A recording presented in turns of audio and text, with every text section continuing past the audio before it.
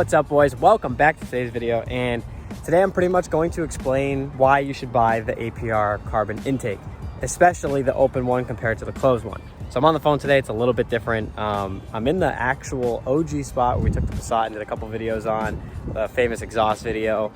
We did the parts list video in this parking lot as well. There's actually a movie theater right there. I don't know if I've ever explained that. So you have like a nice wooded patch all the way over here, and then there's a huge parking lot with a movie theater right there.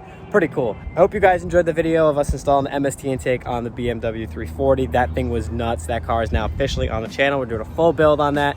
Very, very excited for that. We're also doing a full build on this, of course, but I wanted to do a little bit of like a review video and a little bit of a recommendation video, just because in the video that we made on installing this intake, we didn't really explain too much about it and how much we like it and enjoy it. So I've been driving on it for about 2 weeks now, and it's the best thing it's insane.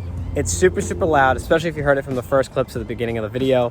It sounds amazing, and just feathering it in third gear, which is the best gear to feather it in anyway, just shift first and second, get into third. Once you get into third, oh my, it's absolutely insane. You just burn gas all day, and this thing sounds absolutely amazing. The switch sounds, everything, the whoosh sounds, whatever you want to call it, it's amazing. So I kind of want to go through a little bit of the installation process and just kind of go through why you should buy this. So I'm going to go through pricing, the things you probably need to get, and basically full on just let you know how I feel about this intake. So they have three options essentially. They have the PEX one the PEX open intake, which is essentially the same thing, just they don't use the carbon material. They use some kind of like the PEX, I guess, is like a plastic material, like a PVC piping type of material. And then they have the open carbon, then they have the closed carbon. The closed carbon didn't have really good switch sounds, and it didn't look as good as the open one. And the PEX was really, really cheap, which means it's probably not going to perform the way you want to just because of the material. And honestly, if you're really going to get an intake, I think this is the intake for your MK7 Golf R GTI. And I do recommend spending the extra $185 and getting the inlet tube. Now, you do not have to get the inlet tube. You can use the stock inlet tube, and it's totally fine. Obviously the intake comes with this, and then you connect this to the stock inlet tube, and that's fine. I got this for a little bit more performance, so you get a little bit more sound, and I also got it for looks because it looks absolutely beautiful.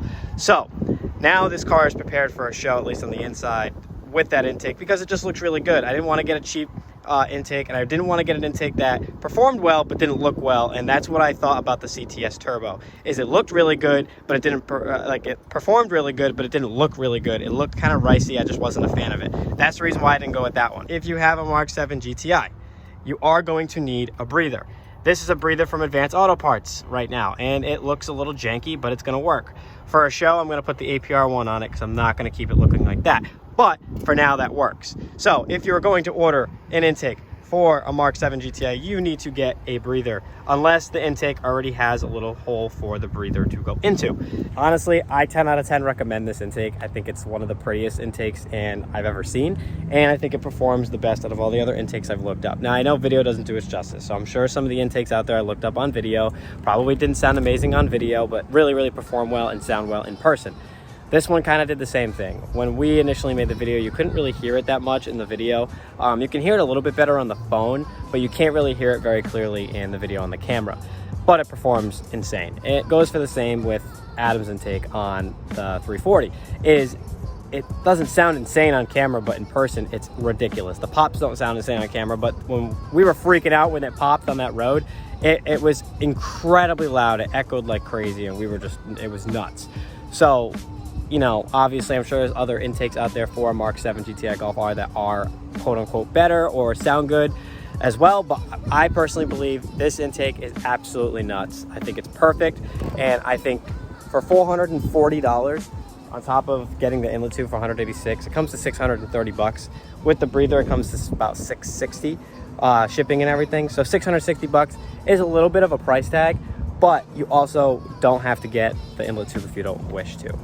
If you don't get the inlet tube, you probably won't get as many switch sounds, but you probably will still hear it, or you might hear it the same, but it might not be as loud.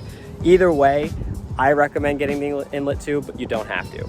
So at the end of the day, all you really have to spend is $440 on the intake and then $28 on the breather, which really comes out to $470, which really isn't that bad at all. Took a risk because on Adam's WRX, the closed one was really, really loud, and when we put the cover on the one on the 340, it ended up being louder.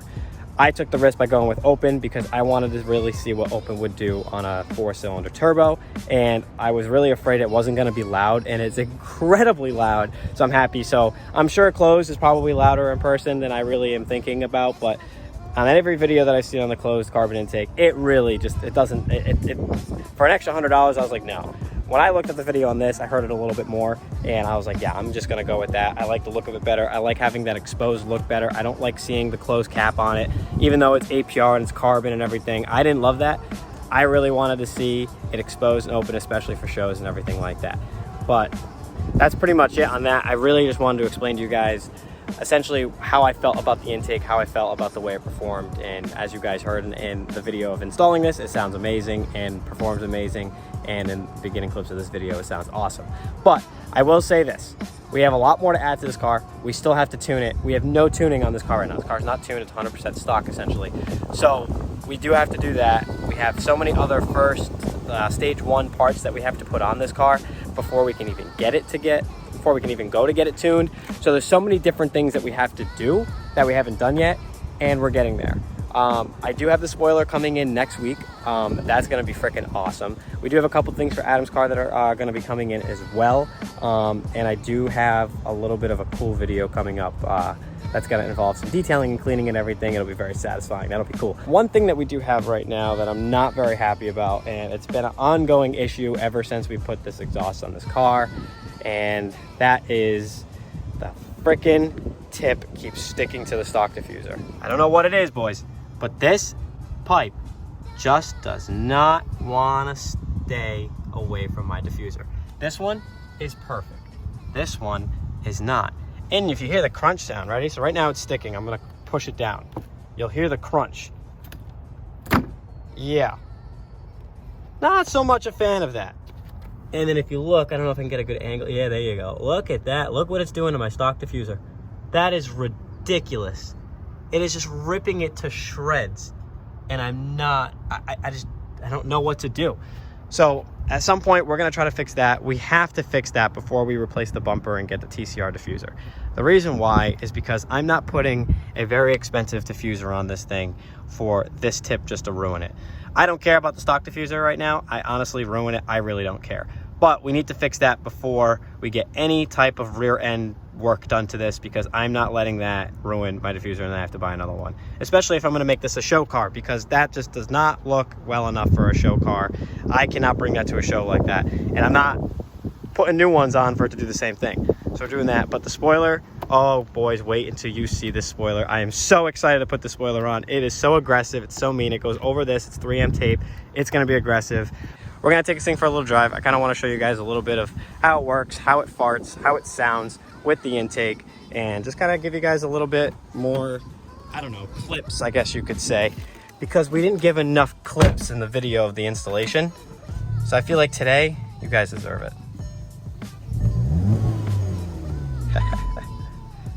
Boy needs washer fluid.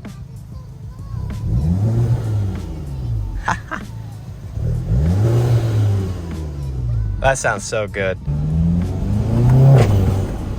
It's kind of aggressive. And you really don't hear it much, by the way, unless you're in sequential. So you're gonna wanna be in sequential a lot. Holy cow. I mean, you hear it in drive, I will say that, but you don't really hear it that much in drive. You hear it a lot more in sequential, and honestly, it's better to keep it in sequential anyway because it's more fun. Plus, you get to really use that DSG tranny, and it's just, it makes it worth its money, you know? You're not gonna spend $630 on it just to drive it and drive and barely hear it. You're gonna put that thing in sequential, waste your $5.30 a gallon gas, and call it a day. Because why wouldn't you do that?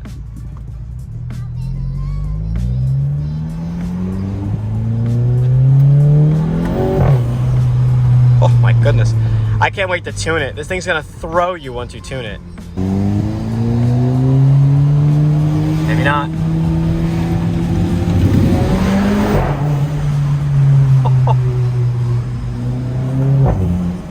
Nice. Barely got it, but I got it. I had to switch lanes. I was stuck in the other lane. That would not have been good if I wasn't able to get over, but we got it. Also, yeah, your boy's got like no gas. We're making it work on what we got. We gotta get gas. We have no range, but we're not gonna get gas right this second. I'm not gonna be driving much this weekend, I don't think. So we are going to get gas at a later time because the prices are too damn expensive and we're just chewing it up. This guy having problems here? Didn't even really fart. Oh man.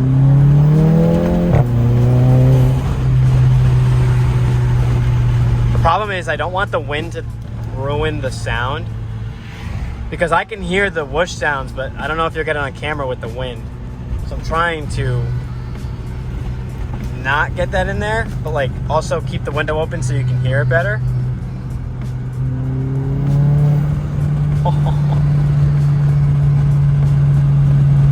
That's how you burn your gas right there, guys. That is how you burn your gas.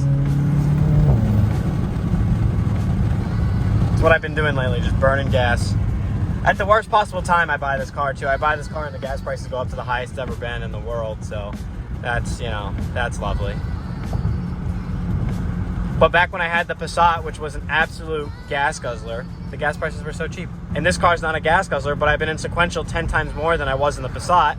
So I'm in sport, I'm chewing up the gas. We just need pops. Like Adam said, we need pops. You get a couple of burbles, but that's it. Not enough. Boys, we need more pops. Someday. I did want to tell you guys that we have more parts coming. Everything's going to be coming in now. For the first time ever on Real Speed, we actually have a little bit of a balance of cars because if you guys are OGs, any OGs that are watching this video right now, we used to have the WRX and the Passat on this channel. That's how this channel started. The Passat was already pretty much done and built, and we didn't know what to do with it, so we just posted a couple videos basically giving tips on what to do with your Passat, I guess. And then, which ended up working out perfectly because then literally throughout the channel I ended up giving you guys so many suggestions on what to do with your Volkswagen Passat, and basically it worked out perfectly. But the WRX ended up being a fail. We only did a couple things to it. He didn't love the car, so we've been trying to sell it for so long. And then finally I bought the GTI, so we had some content, and he sold WRX and bought the 340, so now we have content there too. So for the first time ever, we actually have balance on the channel, which means we're going to be having consistent videos of installs and fun little adventures that we're going to be going on with these two cars. And I hope you guys are ready and excited as we are, because we are so ready for this. We've been wanting this since day one, and now we have it, and we're just going to continue the process of these builds and kind of just keep going forward and doing some fun stuff on the channel. Just stay tuned, stick along, be patient. A lot of videos going to be coming on the channel, and as always, we appreciate your support. We appreciate you guys. If you haven't already, hit that subscribe button. Link in the description below to follow the TikTok and the Instagram. I always end up messing this up, but thank you guys so much for watching. Please make sure to hit the little bell so you get notifications whenever Real Speed posts videos. Boom, I got it perfect, didn't have to do that twice. Thank you guys so much for watching today's video. Peace out, we will see you in the next one.